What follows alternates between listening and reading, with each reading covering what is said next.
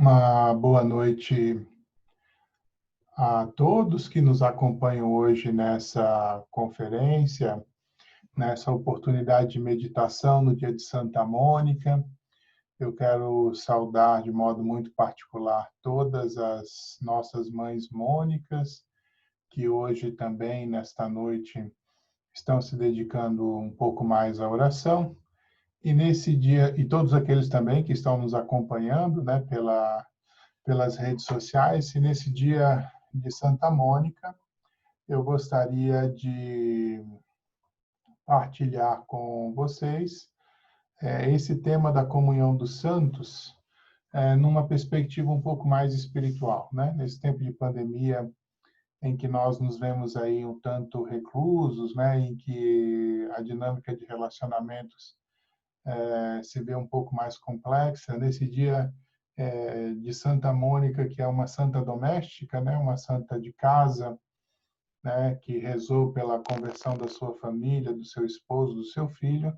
Eu gostaria de tratar, então, dentro dessa perspectiva, do tema da comunhão dos santos, de modo que nós possamos tirar essa noite também um pouco para a nossa reflexão. Nosso tema vai girar em torno do Catecismo da Igreja Católica, mas eu quero colocar as coisas um pouco numa perspectiva mais espiritual. Então, vamos lá. Espero que essa meditação possa ajudar a todos a crescer um pouco mais nessa espiritualidade eclesial, fraternal, que é própria da comunhão dos santos. Então, o que é a comunhão dos santos, né? A comunhão dos santos é precisamente a igreja.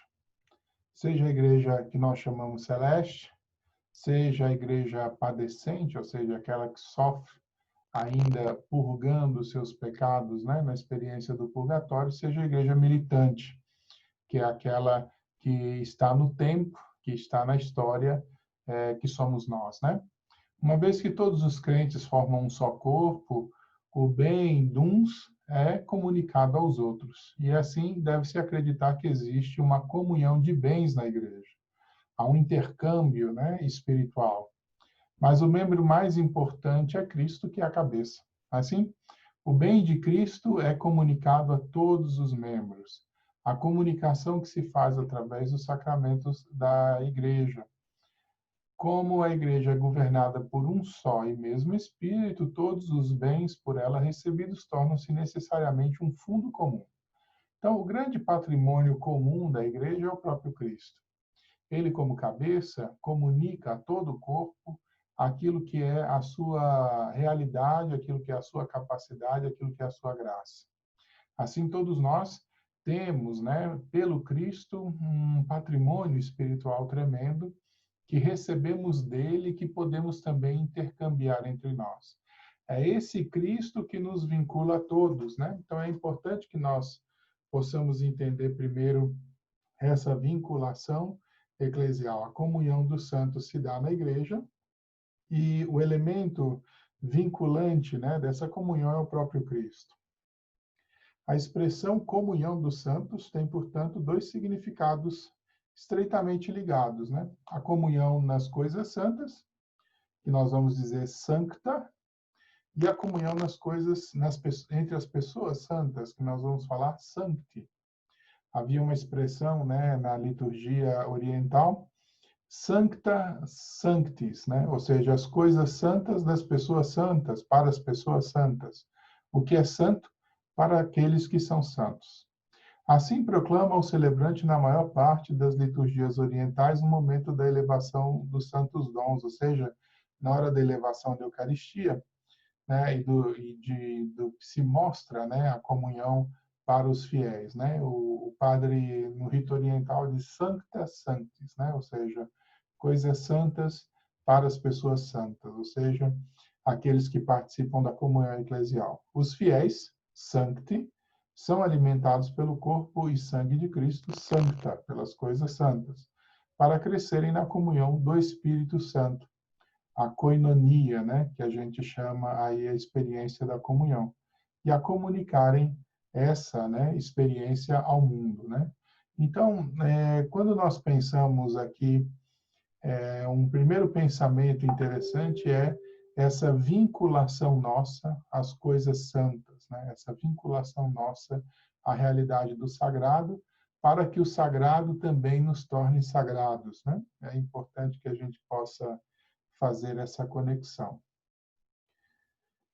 No que é que nós estabelecemos aí a nossa comunhão, né? Nós podemos perceber que essa comunhão existe, então, na sancta, né, nas coisas santas, nos bens espirituais. Quais são os bens espirituais, né, que na igreja temos e que são compartilhados e que nós podemos fazer crescer? Primeiro elemento importante é a comunhão na fé, né? A fé dos fiéis é a fé da igreja recebida dos apóstolos. Tesouro de vida que se enriquece na medida em que é partilhada. Então, aqui, né, queridos, queridas, a primeira elemento que a gente coloca, né, para nossa reflexão é este, né, um sentido de comunhão na fé, ou seja, de uma adesão mais profunda a Jesus Cristo, ao seu ensinamento, né, à doutrina, à igreja, né, de uma maneira mais profunda. Essa comunhão de fé, ela pode ser crescida justamente no cultivo dessa virtude da fé, que nós precisamos sempre fazer crescer, fazer ampliar para nós, né? Então, a primeira coisa importante aqui é essa, né? E que eu coloco como questionamento para reflexão de vocês, né? O quanto a gente já cresceu, né, no conhecimento da igreja e no conhecimento da fé, né? Que nós recebemos de Jesus Cristo e que foi transmitido pelos apóstolos. Essa comunhão de fé tem um duplo caminho para nós, né? Um caminho em que nós nos colocamos no sentido de recebimento, né, dessa fé, de recebimento dessa comunhão.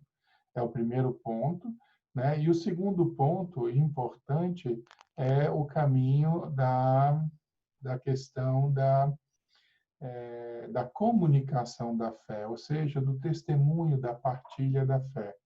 Eu recebo a fé, cultivo de modo interior essa experiência de fé, faço crescer pelo conhecimento, também pela vida da graça, e a comunico aos outros. Então, a pergunta aqui para a nossa reflexão espiritual é como que a gente, né, cuida daquilo que a gente recebeu enquanto patrimônio, coisa sagrada, né? A fé é uma coisa sagrada. Como a gente cuida da fé dentro de nós? E a outra pergunta é como que a gente comunica aos outros, né? Nós estamos hoje celebrando Santa Mônica e vale a pergunta, né?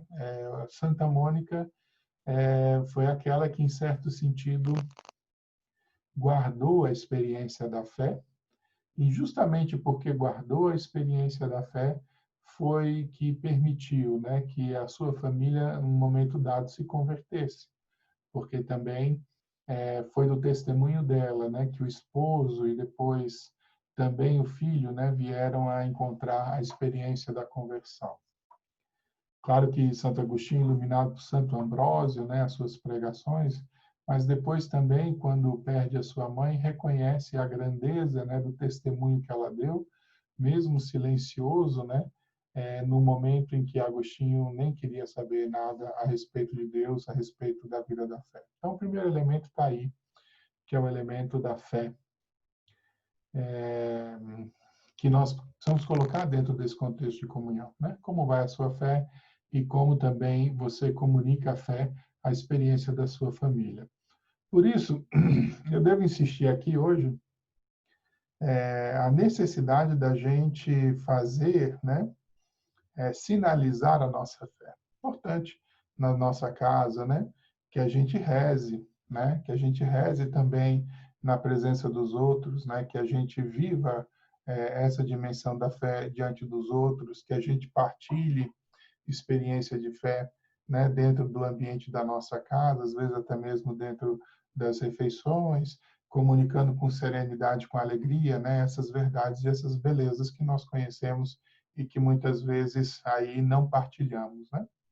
Muitas mães às vezes sofrem silenciosas, né, da falta de fé dos filhos, mas é importante a gente se perguntar também o quanto nós nos esforçamos para comunicar essa experiência de fé para eles, né? Então, a primeira coisa importante aqui, a comunhão na fé. Segundo elemento, a comunhão nos sacramentos, né? Então, um dos bens espirituais que nós temos os bens, né? São os sacramentos, né? Porque os sacramentos são esses sinais sensíveis e eficazes da graça, né? Que na medida em que nós recebemos e vivenciamos, nós conseguimos, né? Comunicar também essa realidade aos outros. E é um bem espiritual, um bem da igreja, um bem que deve ser guardado e cultivado. O fruto de todos os sacramentos pertence a todos. Então, é um patrimônio comum nosso, né? Os sacramentos e, sobretudo, o batismo são outros tantos vínculos sagrados que os unem todos e ligam a Jesus Cristo, né? Então, os sacramentos são esses vínculos sagrados que nos unem a Jesus. Se nós queremos pensar na comunhão dos santos, por exemplo, o batismo é o grande sinal. E cuidado, né? Nós não estamos falando só aqui da questão de receber o batismo. Às vezes, quando nós pensamos no batismo, nós pensamos muito só no aspecto do rito eclesial, né? Mas nós precisamos ter em conta outras coisas que são importantes, porque não é só a questão de receber o batismo, mas é de viver o batismo, né? Pelo batismo nos tornamos sacerdotes, profetas e reis. Ou seja, pelo batismo, né, nós somos chamados a oferecer um culto agradável a Deus, porque somos um povo sacerdotal.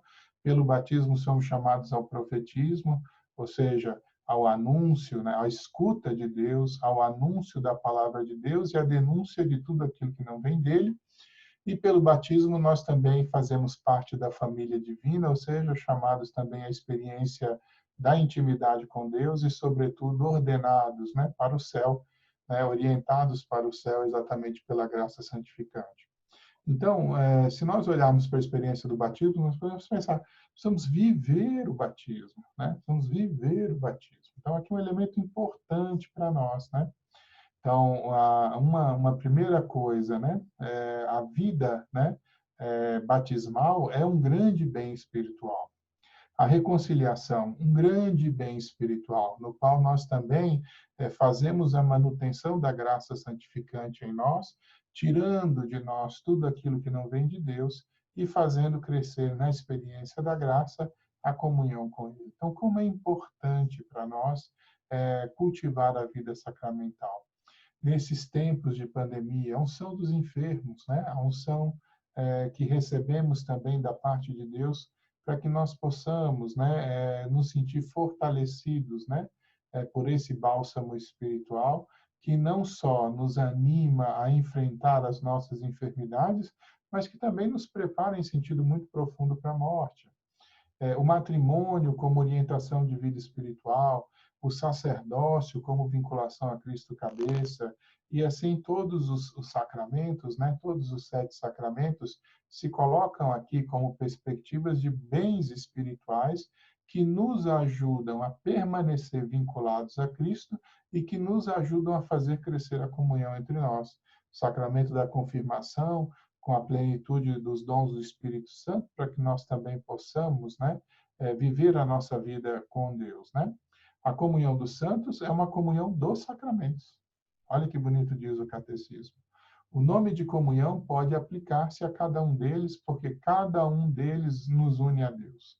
Mas este nome convém mais Eucaristia. Tem que lembrar aqui o elemento eucarístico, porque é principalmente ela que consuma esta comunhão. Porque na comunhão eucarística o Cristo está em nós de maneira plena, nós estamos nele também de maneira plena pela força sacramental. Então, queridas irmãs, queridos irmãos, né? Uma pergunta interessante, né? E a segunda pergunta sobre os bens espirituais está dentro dessa perspectiva. Como nós também vivemos a nossa vida sacramental? Estamos vivendo a nossa vida batismal, né, de maneira plena, como filhos de Deus? Estamos vivendo também a dimensão penitencial como dimensão purgativa e reparativa dos nossos pecados? Estamos crescendo na comunhão eucarística, mesmo nesse tempo de pandemia, nos unindo mais perfeitamente a Cristo Jesus pela comunhão sacramental? Estamos crescendo naquilo, por exemplo, que é o chamado à santidade que existe, né, na vida matrimonial, o chamado à santidade que existe na vida sacerdotal. Estamos vivendo de maneira também coerente os dons que recebemos da graça do Espírito Santo, da confirmação que nos convida a viver de modo mais profundo a fé.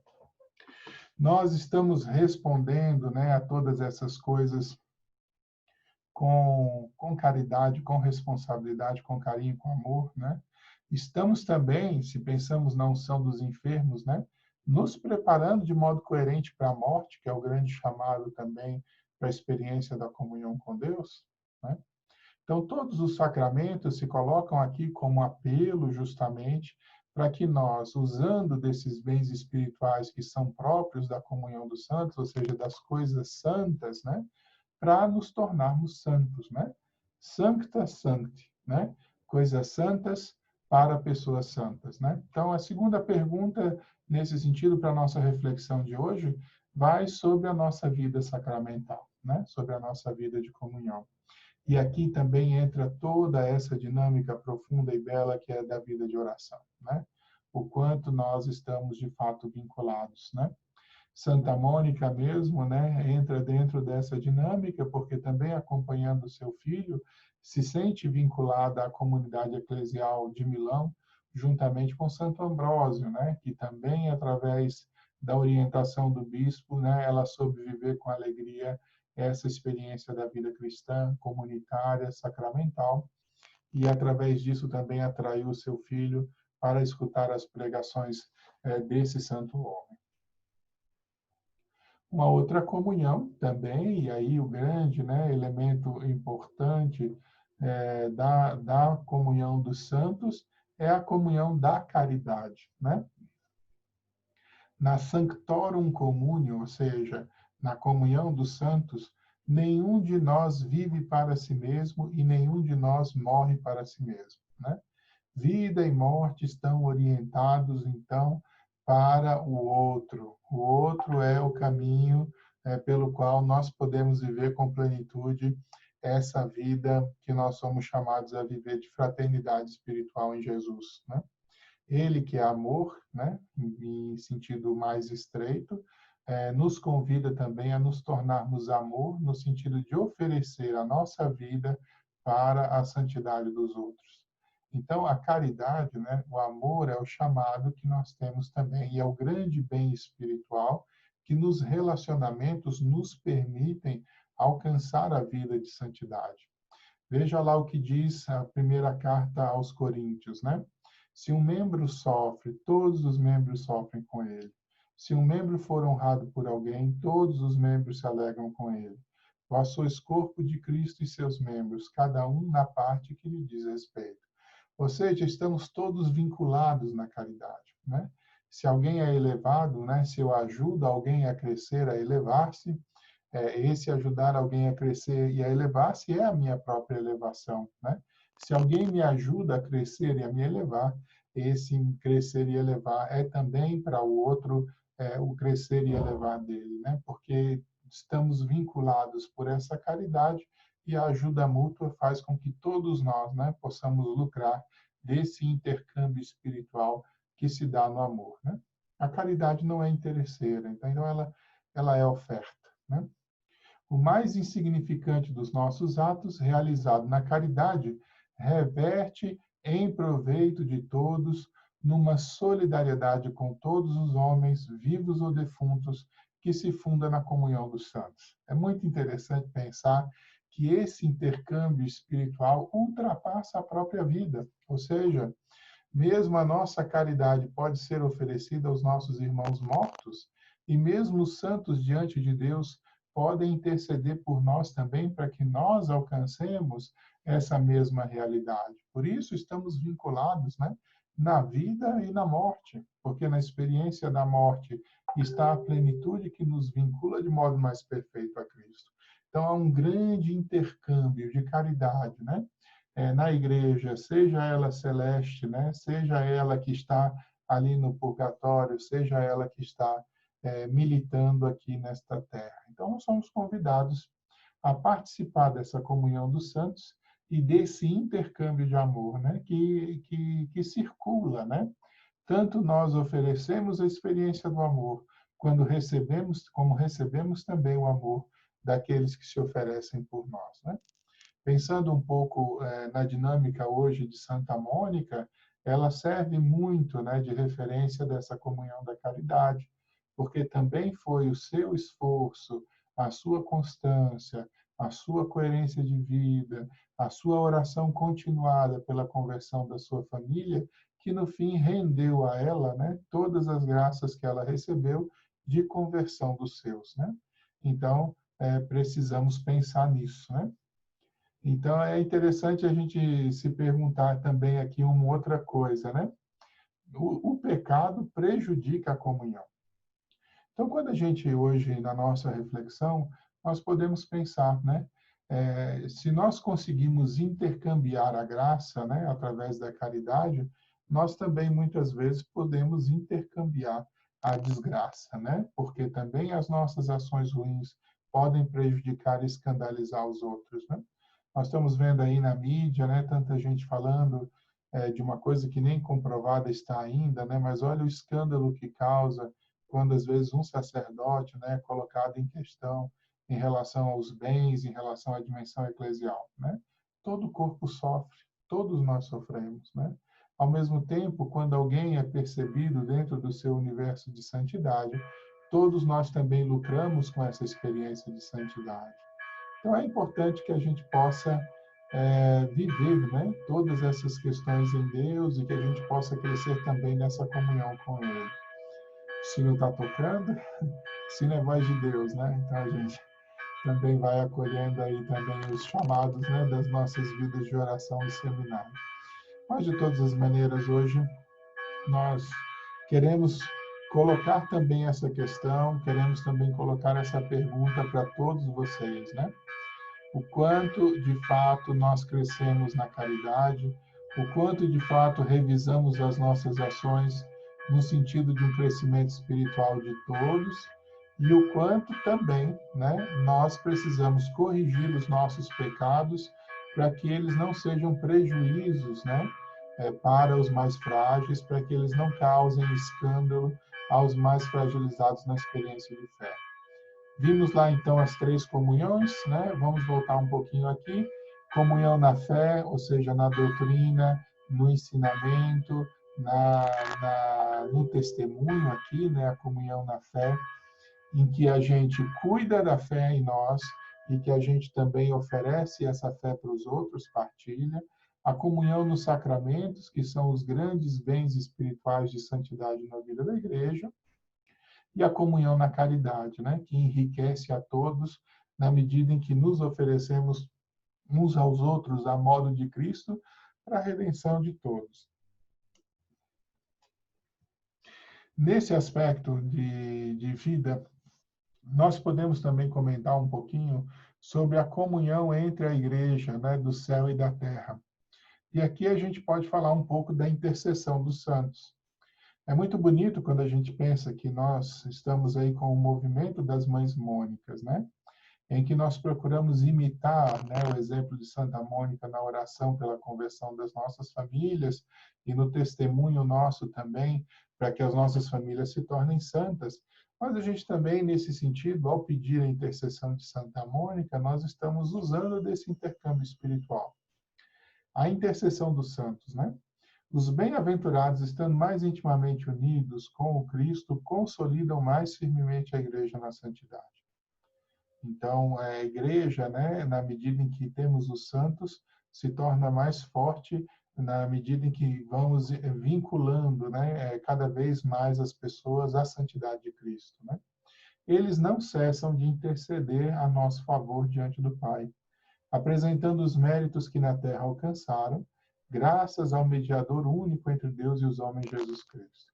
Então, assim como Cristo, né, alcançou diante do Pai a graça da redenção da humanidade pelos seus méritos, todos aqueles que se unem a Cristo dentro da dimensão da sua vida apresentam também diante de Deus os seus méritos e intercedem, né, pedindo para que Deus, nesse sentido, continue atuando com a sua graça para que mais e mais pessoas alcancem a graça do céu, justamente por experiência de coerência de vida.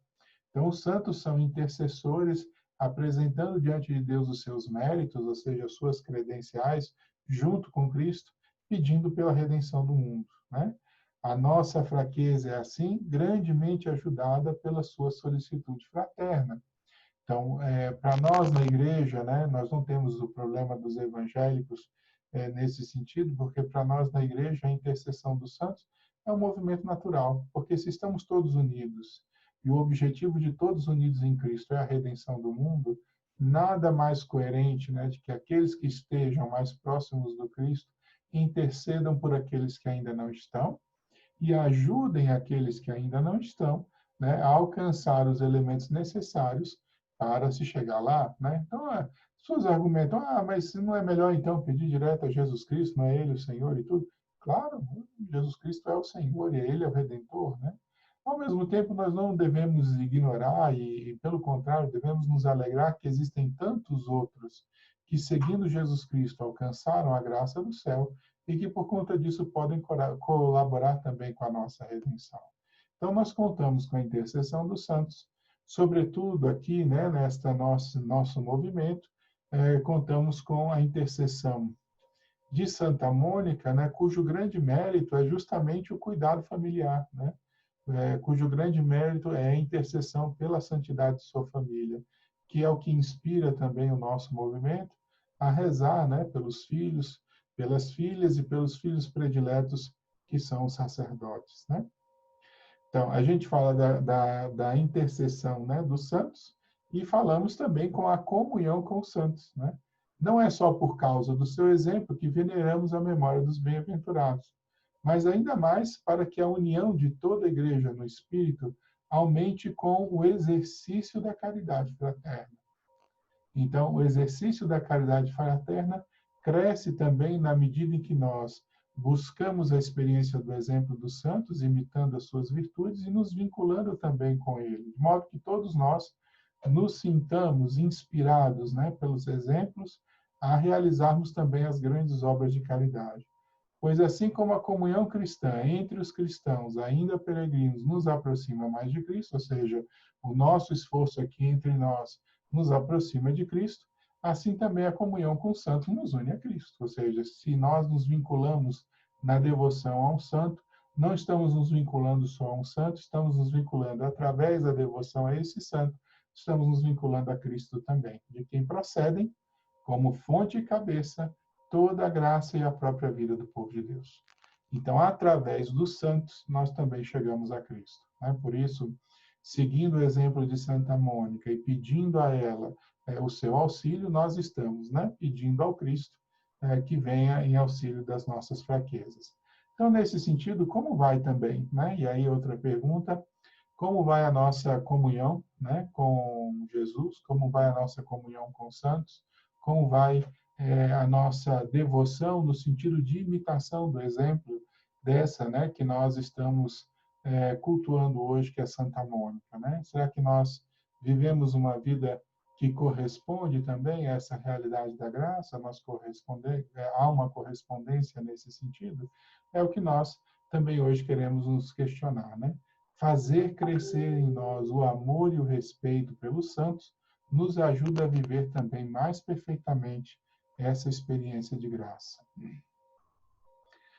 Nossa comunhão não é só com os santos, que estão lá na dimensão, vamos dizer assim, da celestial, mas também com todos os irmãos defuntos, né?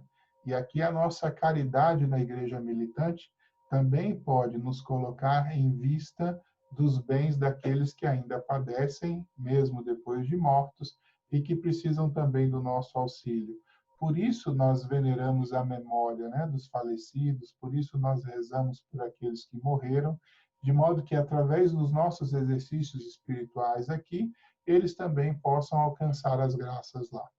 Reconhecendo claramente esta comunicação de todo o corpo místico de Cristo, a Igreja dos que ainda peregrinam venerou com muita piedade desde os primeiros tempos do cristianismo a memória dos defuntos. E porque é um pensamento santo e salutar rezar pelos mortos, para que sejam livres de seus pecados, né?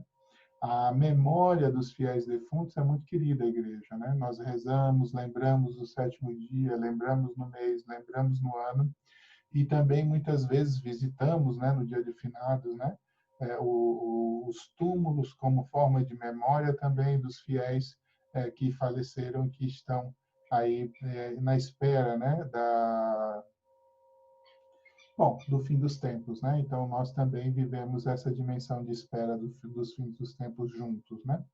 E aí há essa memória. Eu me lembro que agora, nas últimas vezes que fui em Roma, sobretudo para os estudos, na Faculdade da Santa Cruz, atrás da Faculdade da Santa Cruz, a paróquia de Santo Agostinho, onde estão os restos de Santa Mônica, né?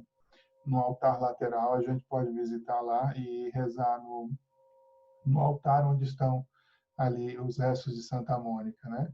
A ideia também de venerar os santos, né, e a memória deles como anúncio justamente daquela ressurreição gloriosa. Então, para nós é importante, né, cultivar também essa memória e exercitar a caridade por aqueles que morreram.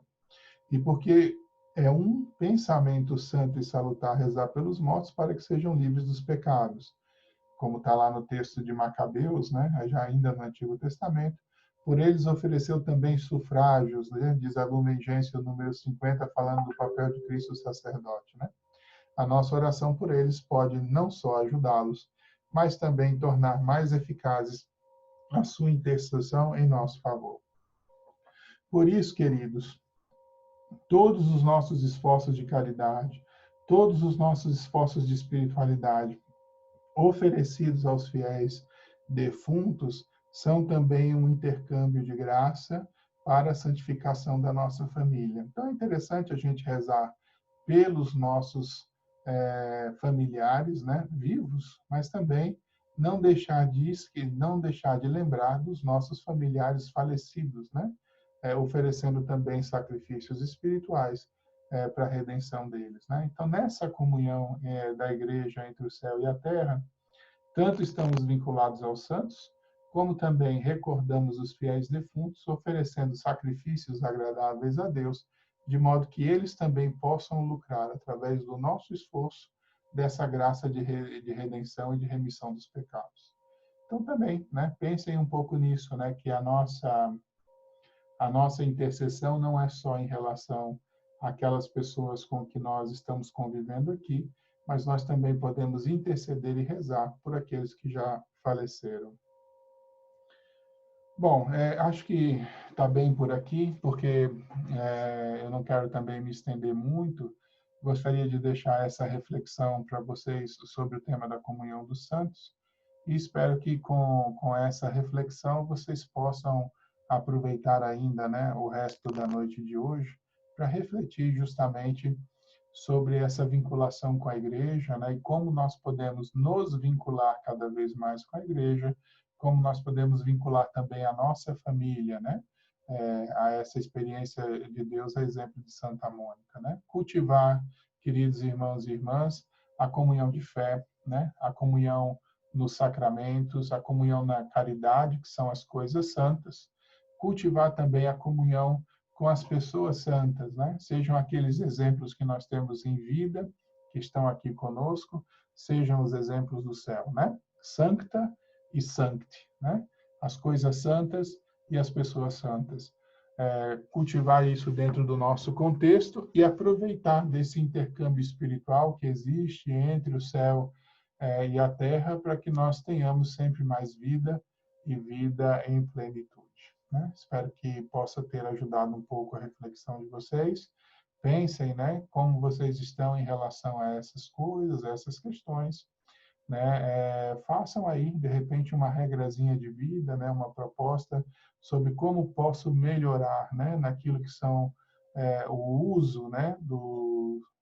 Das graças e dos bens espirituais, como posso melhorar também na correção da minha vida, né? No melhoramento, né, da minha própria pessoa e quais são, né, as coisas que eu ainda posso realizar, né, em termos de intercâmbio espiritual para fazer com que todos alcancem aí o céu, né? Então, vamos agradecer a Deus, sobretudo hoje, pelo exemplo de Santa Mônica, né, que nos deu também esse grande santo, que é Santo Agostinho, seu filho, que ela gerou, seja na carne, gerou também na experiência da fé. Né? Pensamos que as nossas mães mônicas sejam todas elas também mulheres como Santa Mônica, né? Geradora dos seus filhos na carne, né? Na fecundidade física, mas também geradora dos seus filhos na vida espiritual, geradora dos seus filhos para Deus, né? Para que através da santidade das mães, né, nós possamos também contemplar aí a possibilidade da santidade dos filhos. Né? Então, que Deus abençoe a todos. Né? O Senhor esteja convosco, Ele está no meio de nós. Por intercessão de Santa Mônica, abençoe-vos o Deus Todo-Poderoso, Pai, Filho e Espírito Santo. Amém. Uma boa noite a todos. Espero poder ter ajudado nessa breve apresentação a nossa espiritualidade e vamos ver se nos encontramos o quanto antes também para continuarmos as nossas formações. Né? Que Deus abençoe, né? E que celebremos com amanhã com alegria também Santo Agostinho. Boa noite.